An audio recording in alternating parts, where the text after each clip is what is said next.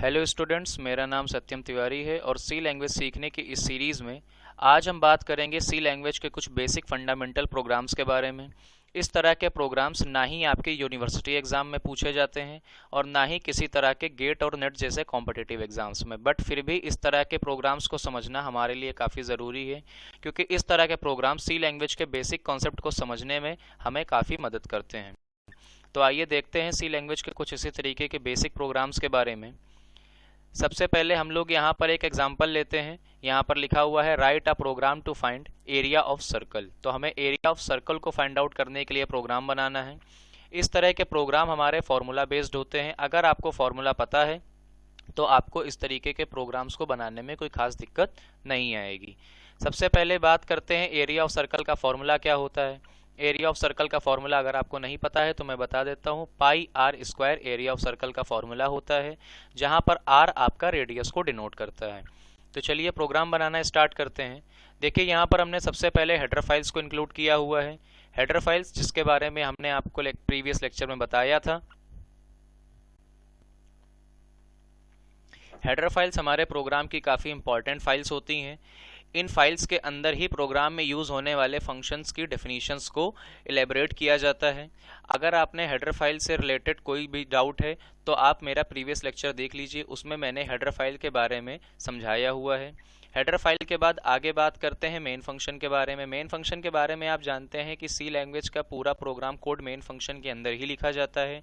सी language का programme main function से start होता है और मेन फंक्शन में ही एंड हो जाता है। आगे बात करते हैं, हमने यहाँ पर वेरिएबल का डिक्लेरेशन किया हुआ है। हमने यहाँ पर दो वेरिएबल ले रखे हैं, आर और एरिया नाम के।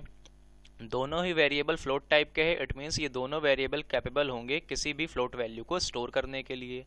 आगे बात करते हैं, हमने यहाँ पर एक मैसेज पुटअप किया है। प्रिंटफ में हमने मैसेज दिया है एंटर द रेडियस। जैसा कि अभी मैंने फॉर्मूले को बताया, फॉर्मूला होता है पाई आर स्क्वायर, जहाँ पर आर रेडियस को डिनोट करता है। इट मीन्स अगर हम एरिया ऑफ सर्कल को कैलकुलेट करना चाहते हैं देन हमें यूजर से रेडियस को एंटर करवाने की नीड होगी। तो हमने मैसेज पुटअप किया है एंटर द रेडियस। स्लैशन का वर्क आप लोग जानते हैं, ये लाइन को चेंज करने में यूज होता है। मैसेज पढ़ने के बाद यूजर दो वैल्यूज को एक वैल्यू को एंटर करने की कोशिश करेगा, जिसके लिए हमने यहाँ पर स्कैनएफ फंक्शन को इम्प्लीमेंट कर रखा है। स्कैनएफ फंक्शन यूजर से वैल्यू का इनपुट लेगा। परसेंटाइल एफ का मतलब फ्लोट वैल्यू का इनपुट लेगा। बात यह आती है कि ये फ्लोट वैल्यू कहाँ पर स्टोर होगी, तो इसके लिए हमने आगे लिखा है कॉमा लगाकर $, यानी ये फ्लोट वैल्यू आपकी आर नाम के वेरिएबल में स्टोर हो जाएगी। इसके बाद हमारा 50% वर्क कंप्लीट हो चुका है। अब बस हमें फॉर्मूला को पुटअप करना है। हमने यहाँ पर फॉर्मूला पुटअप कर दिया, pi into r. It means pi r square, pi की वैल्यू 3.14 मल्टीप्लाई बाई आर।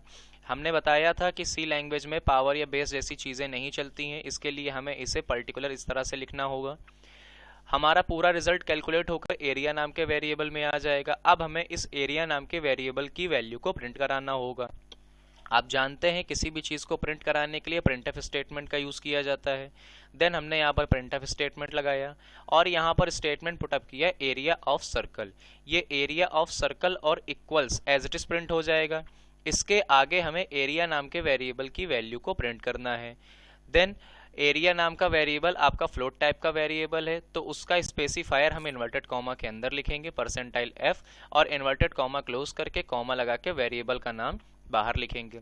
इससे एरिया नाम के वेरिएबल की जो भी वैल्यू होगी वो इस परसेंटाइल एफ के प्लेस पर प्रिंट हो जाएगी। अब हमारा वर्क कंप्लीट हो चुका है। देन हमने गेट ch लगाया और मेन फंक्शन की बॉडी को क्लोज कर दिया। आइए इस प्रोग्राम को कंसोल पर रन कराकर भी देख लेते हैं कि ये किस तरीके से फंक्शनिंग करेगा। ये हमने प्रोग्राम बना रखा है। सबसे पहले इस प्रोग्राम को कंपाइल कराकर देख लेते हैं कि इसमें कोई एरर तो नहीं है।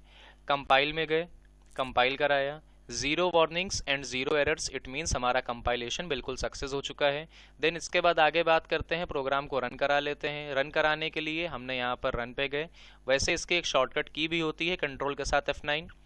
देखिए जैसे ही हमने प्रोग्राम को रन कराया आपके सामने black screen I, output screen I, और यहाँ पर आपके सामने रिक्वायरमेंट हो रही है रेडियस की। मैसेज आया है एंटर द रेडियस। आप यहाँ से कोई भी रेडियस एंटर कीजिए।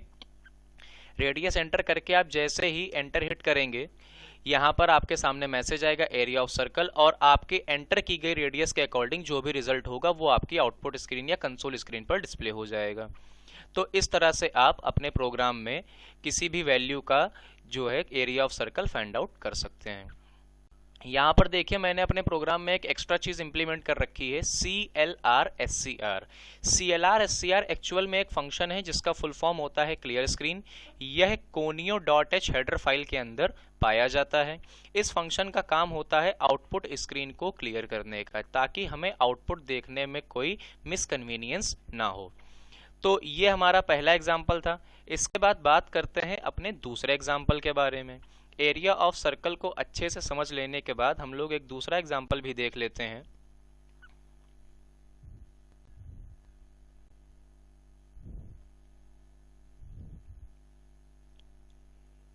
हमारा दूसरा एग्जाम्पल है write a program to find volume of cylinder. ये भी एक फॉर्मूला बेस्ड प्रोग्राम है और इस प्रोग्राम में हमें वॉल्यूम ऑफ सिलेंडर को फाइंड आउट करना है। वॉल्यूम ऑफ सिलेंडर का फॉर्मूला होता है पाई आर स्क्वायर एच, जहां पर आर आपका रेडियस को डिनोट करता है और एच आपका हाइट को डिनोट करता है। इसके लिए भी सेम प्रोसेस रहेगा। हम अपनी हेडर फाइल्स को पुटअप करेंगे, मेन फंक्शन लगाएंगे, प्रोग्राम की रिक्वायरमेंट के अकॉर्डिंग वेरिएबल्स को लेंगे और फिर हमने यहाँ पर मैसेज लगाया। प्रिंटफ में मैसेज हमने लगाया है एंटर रेडियस एंड हाइट, यानी हमें रेडियस चाहिए होगी और हाइट चाहिए होगी। जब यूजर ये मैसेज पढ़ेगा तो रेडियस और हाइट को इनपुट करने की कोशिश करेगा। देन उसके लिए हमने यहाँ पर स्कैनएफ फंक्शन लगाया है।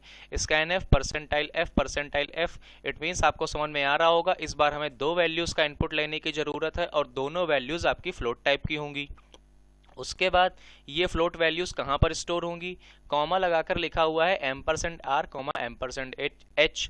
इट मीन्स आपकी पहली फ्लोट वैल्यू r नाम के वेरिएबल में स्टोर हो जाएगी एंड दूसरी फ्लोट वैल्यू आपकी h नाम के वेरिएबल में स्टोर हो जाएगी।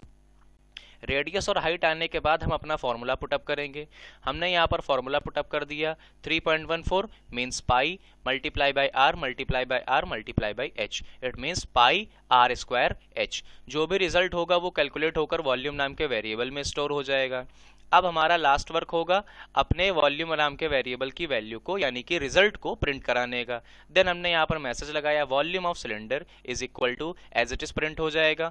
और वॉल्यूम नाम का वेरिएबल आपका फ्लोट टाइप का वेरिएबल है, दैट मीन्स हमने यहाँ पर क्या लगाया %f इन्वर्टेड कॉमा क्लोज और कॉमा लगा के वेरिएबल का नाम हमने बाहर लिख दिया। इससे वॉल्यूम नाम के वेरिएबल की जो भी वैल्यू होगी वो यहाँ पर आकर प्रिंट हो जाएगी। उसके बाद हमारे प्रोग्राम का ऑब्जेक्टिव पूरा हो चुका है तो हम गेट स्केच लगाएंगे और बॉडी को क्लोज कर देंगे। अब इस प्रोग्राम को कंसोल पर भी देख लेते हैं कि ये प्रोग्राम किस तरीके से वर्क करेगा।